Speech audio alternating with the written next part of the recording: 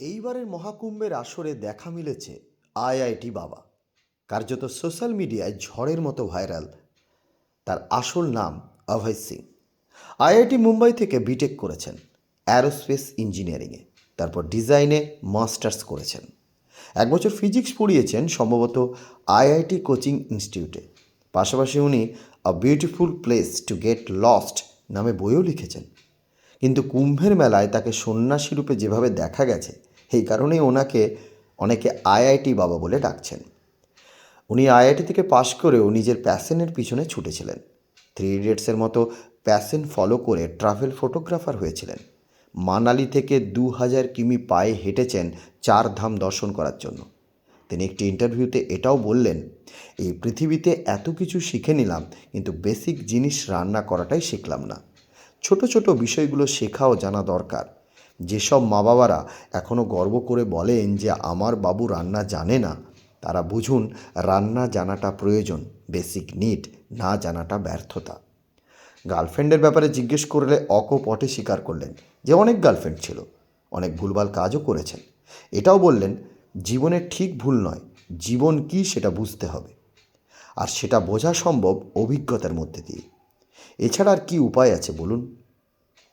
লোকে কি বলে জিজ্ঞেস করাতে উনি বললেন, লোক তো বলবেই, তাতে আমার কিছু যায় আসে না। উনি বাড়িতে ধ্যান করতেন বলে বাড়ির লোক পুলিশ ডেকেছিলেন, তারপর বাড়ি থেকে তাড়িয়ে দিয়েছেন।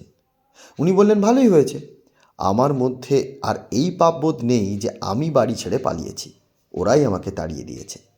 অর্থাৎ নিজে বাড়ি ছেড়ে পালানোটা উনি ঠিক মনে করেন না। আরও একটা কথা বললেন, আলাদা আলাদা জিনিস বা বিষয়কে চিহ্নিত করুন, কিন্তু তাদের মধ্যে তুলনামূলক বিচার করবেন না। ডিফারেন্সিয়েট করুন, কিন্তু ডিসক্রিমিনেট করবেন না। অর্থাৎ আমি জানি বিভিন্ন ধর্ম রাজনীতি আছে, আমি এক ধর্মে বিশ্বাস করি, আপনি অন্য ধর্মে বিশ্বাসী, বা আমি কালো আপনি ফর্সা, বা আমি এক রাজনীতিতে বিশ্বাসী আপনি অন্য রাজনীতিতে, কিন্তু তাদের মধ্যে তুলনা করে কে ছোট কে বড় বিচার না করলেই হলো। সকলেই একসাথে বিরাজ করুক এই সমাজে, তবেই জীবনে আনন্দ থাকবে। হয়তো অনেকেরই মনে হবে যে উনি আইআইটির একটি সিট নষ্ট করলেন, বা অতিরিক্ত গাঁজা সেবনের জন্য আজ উনি মানসিকভাবে অস্থির ও এভাবে হাসতে হাসতে হেলায় সব কিছু ছেড়ে দিয়েছেন। কিন্তু আমার মনে হয় উনি যথেষ্ট ইন্টেলিজেন্ট, স্মৃতিশক্তিও প্রখর, জানার ইচ্ছাও প্রবল। উনি নিজের জীবন দর্শন দিয়ে সমস্ত পার্থিব বস্তু ও সম্পর্কের মায়া ত্যাগ করে এই রাস্তা বেছে নিয়েছেন। সকলের অধিকার আছে তার জীবনকে নিজের মতো করে কাটাবার। উনি অন্তত কাউকে ঠকাচ্ছেন না, কারোর ক্ষতি করছেন না, নিজের মতো করে জীবনকে উপভোগ করছেন।